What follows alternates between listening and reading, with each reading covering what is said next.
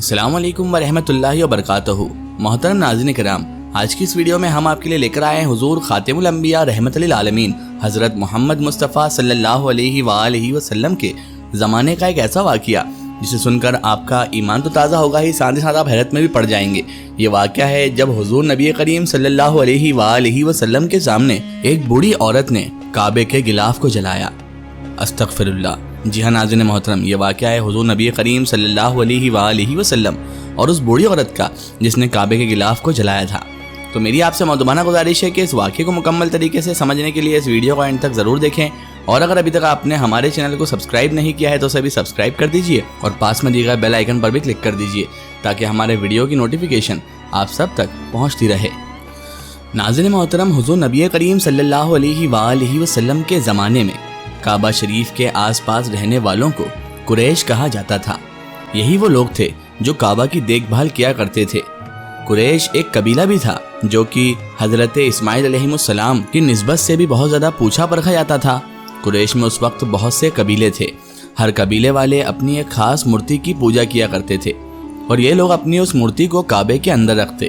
اس طرح کعبے میں اس وقت تقریباً 350 سے زیادہ مورتیاں رکھی ہوئی تھی، کیونکہ قریش کے لوگ اللہ کو سب سے بڑا خدا مانتے، لیکن ان مورتیوں کو بھی چھوٹے چھوٹے خدا تصور کیا کرتے تھے۔ اس زمانے میں بھی لوگ ہر سال حج کرنے دور دور سے مکہ آیا کرتے تھے، لیکن ان کے حج کرنے کا طریقہ بالکل الگ تھا۔ وہ اس طرح تھا کہ یہ لوگ اپنے سارے کپڑے اتار کر کعبے کا طواف کرتے، اور حج کے دنوں میں جب تک حج مکمل نہ ہو جاتا یہ لوگ اپنے گھروں میں اصل دروازے سے داخل نہ ہوتے اور داخل ہونا حرام سمجھتے تھے، اس لیے ضرورت پڑنے پر گھر کی چھت پھاند کر اندر آتے، اصل دروازے سے نہیں۔ اب کیونکہ کعبے کے آس پاس قریش کے لوگ ہی بسا کرتے تھے، اس لیے کعبے کی دیکھ بھال کی ذمہ داری بھی ان لوگوں پر ہی تھی۔ دوسرے شہروں سے حج کے لیے آنے والے لوگ اپنے ساتھ کچھ قیمتی چیزیں نذرانے کے طور پر لے آتے تھے اور پھر انہیں کعبے کے اندر بنے ہوئے ایک کنویں میں ڈال دیتے۔ وہ کنواں سونے، چاندی و قیمتی پتھروں سے ہمیشہ بھرا رہتا تھا۔ ایک بار رات کے وقت جب سبھی قریش کے لوگ سو رہے تھے تو ایک آدمی نے کعبے کے اندر پھاند کر اس کنویں سے سونے کے جواہرات چوری کرنا چاہے، لیکن اسی وقت پیچھے سے اسے ایسا دھکا لگا اور وہ منہ کے بل اس کنویں میں ایسا جا گرا کہ اس کی موت ہی ہو گئی۔ اس واقعے کے بعد اللہ کی طرف سے کعبے کے اندر بنے اس کنویں پر ایک سانپ آ بیٹھا۔ وہ سانپ ہر وقت اس کنویں کی منڈیر پر بیٹھا رہتا اور جو بھی اس کنویں سے کوئی چیز چوری کرنا چاہتا تو وہ سانپ اسے ڈس کر مار دیتا۔ اس واقعے کو ابھی کچھ ہی دن گزرے تھے کہ ایک بوڑھی عورت اپنے ہاتھ میں آگ لے کر کعبے کو لوبان کی دھنی دے رہی تھی کہ تبھی اچانک اس آگ کی ایک چنگاری کعبے کے پردے کو جا لگی۔ چنگاری لگتے ہی کعبے کا پردہ زور سے جلنے لگا اور دیکھتے ہی دیکھتے پورے کعبے کے غلاف میں آگ لگ گئی۔ ویسے تو کعبے کی دیواریں پتھر اور گارے سے بنی ہوئی تھی، لیکن اس آگ کی لپٹ اتنی زیادہ تیز تھی کہ اس کی وجہ سے کعبے کی دیواروں میں بھی دراریں پڑ گئی۔ کچھ دنوں بعد قریش کے لوگوں نے کعبے کی مرمت کرانے کو سوچی، لیکن پیسوں کی کمی کی وجہ سے اس وقت وہ یہ کام نہ کر سکے۔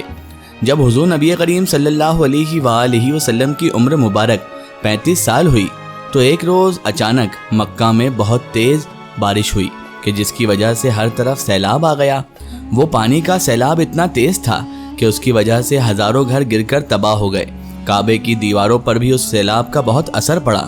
اس کی دیواروں میں تو پہلے ہی سے دراریں پڑ چکی تھی اور اب سیلاب کے بعد تو کعبے کی دیواریں بالکل ہی کمزور ہو گئی تھیں۔ جب قریش کے لوگوں نے کعبے کی یہ حالت دیکھی اور انہیں یقین ہو گیا کہ اب اگر ہم نے کعبے کی مرمت نہیں کی تو کوئی بھی آندھی طوفان آ کر کعبے کو نعوذ باللہ گرا سکتا ہے، تو انہوں نے فیصلہ کیا اب سارے لوگ جمع ہو کر کعبے کی دوبارہ تعمیر کریں گے۔ آپس میں مشورہ ہوا اور جتنا ہو سکا ہر ایک نے اپنی طرف سے پیسے جمع کیے۔ کچھ عورتوں نے اپنے زیورات دیے اور کچھ نے اپنے گھر کا سامان دے کر کہا کہ اسے بیچ کر اس کے پیسے کعبے کی تعمیر میں لگا دیے جائیں۔ تعمیر کرنے کا سارا سامان لایا گیا اور ایک دن مقرر کر کے سبھی لوگ اس دن کعبے کے پاس آ کر جمع ہو گئے، لیکن اب سب سے بڑا مسئلہ یہ تھا کہ کعبے کی دیواروں کو کدال لے کر گرائے گا کون؟ قریش میں سے کسی کی بھی ہمت نہیں ہو رہی تھی کہ وہ آگے بڑھ کر کعبے کی دیواروں پر کدال مارے، کیونکہ انہیں ڈر تھا کہ اگر ہم نے ایسا کیا تو کہیں اللہ کی طرف سے ہمارے اوپر کوئی عذاب نہ آ جائے۔ اس ڈر کی سب سے بڑی وجہ یہ تھی کہ آج سے 40 سال پہلے ابرہہ نام کا ایک بادشاہ اپنی فوج کے ساتھ کعبے کو گرانے آیا تھا، لیکن اللہ نے اس پر اپنے کچھ پرندوں کے ذریعے ایسا عذاب بھیجا کہ ابرہہ اپنے پورے لشکر کے ساتھ ایک بے دردی کی موت مارا گیا، اور اللہ تبارک و تعالیٰ نے ساری دنیا کے لیے اسے ایک عبرت کا نشان بنا دیا کہ جو بھی میرے کعبے کو گرانے کی کوشش کرے گا اس کا حشر بہت برا ہوگا۔ قریش کے لوگ بھی اسی لیے ڈرے ہوئے تھے کہ اگر ہم نے کعبے کی دیواروں کو گرانے کی کوشش کی تو کہیں ہم پر بھی ابرہہ بادشاہ کی ہی طرح عذاب نہ آ جائے۔ اسی لیے ان میں سے کوئی بھی ہمت نہیں کر پا رہا تھا کہ وہ آگے بڑھ کر کعبے کی دیواروں کو گرانے کی کوشش کرے۔ ناظرین محترم، کئی دن اسی جد و جہد میں گزر گئے۔ آخر ایک دن ولید بن مغیرہ نام کے ایک آدمی آگے بڑھے اور اپنی کدال لے کر کعبے کی دیواروں کے پاس جا کر کھڑے ہو گئے۔ اچانک اسی وقت کعبے کے اندر بیٹھا وہ سانپ نکل کر باہر آ گیا۔ یہ دیکھ کر سبھی لوگ گھبرا کر پیچھے ہٹ گئے، لیکن اسی وقت اللہ نے ایک پرندے کو بھیجا اور اس نے سانپ کو اپنے پنجوں میں پکڑ کر دور پھینک دیا۔ یہ دیکھ کر اب سب لوگوں کی جان میں جان آ گئی اور پھر ولید بن مغیرہ نے کہا کہ اے لوگوں، کعبے کو گرانے سے ہمارا مقصد کسی برائی کا نہیں، بلکہ ہم تو کعبے کو ایک نئے سرے سے تعمیر کرنا چاہتے ہیں۔ اس لیے مجھے پوری امید ہے کہ دیواریں گرانے سے ہم پر کوئی عذاب نہیں آئے گا۔ اتنا کہہ کر ولید نے اپنی کدال سے کعبے کی دیوار پر وار کیا تو وہ دیوار ایک ہی بار میں نیچے آ گئی۔ لیکن قریش کے لوگوں نے اسی وقت ولید کو روک لیا اور کہنے لگے کہ اے ولید، اب اگلی کوئی بھی دیوار نہ توڑنا، بلکہ آج رات سبھی لوگ انتظار کرو۔ اگر ہم پر اللہ کی طرف سے کوئی عذاب نہ آیا تو اس کا مطلب ہوگا کہ اللہ تعالیٰ بھی یہی چاہتا ہے کہ ہم کعبے کی دوبارہ تعمیر کریں، لیکن اگر اللہ کی طرف سے ہم پر کوئی عذاب آ گیا تو ہم کعبہ کی تعمیر کو اسی جگہ روک دیں گے اور اس گری ہوئی دیوار کو بھی مرمت کر کے اسے ویسا ہی سیدھا کر دیں گے۔ یہ سن کر ولید نے کہا ٹھیک ہے، ایسا ہی ہونا چاہیے، اور پھر وہ اپنی کدال لے کر نیچے اتر آیا۔ وہ رات مکہ والوں نے بہت ڈرتے ہوئے گزاری تھی۔ ہر چھوٹی سی آہٹ پر وہ سب گھبرا کر اٹھ بیٹھتے۔ سب کو یہی لگتا کہ کہیں عذاب نازل نہ ہو جائے، کہیں عذاب تو نہیں آ گیا۔ ہر آہٹ ان کو ڈرا رہی تھی، ہر چیز ان کو خوف جیسے نظر آ رہی تھی۔ وہ یہی سوچ رہے تھے کہ اب عذاب آتا ہوگا، اب عذاب آتا ہوگا، کیونکہ ناظرین محترم یہ اللہ تعالیٰ سے بہت ڈرتے تھے۔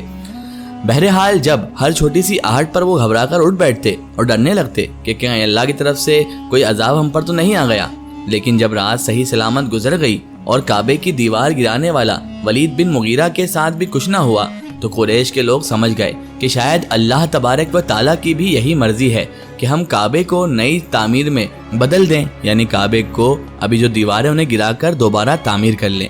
اسی لیے صبح اٹھ کر سبھی لوگ اپنے گھروں سے فاوڑا کدال نکالیں اور جا کر کعبے کی دیوار کو گرانے لگے۔ اس وقت کعبے کے اوپر کوئی چھت نہیں تھی، بلکہ چاروں طرف صرف دیواریں ہی دیواریں تھی۔ اسی لیے قریش کے لوگوں نے ایک ہی دن میں سبھی دیواروں کو گرا دیا۔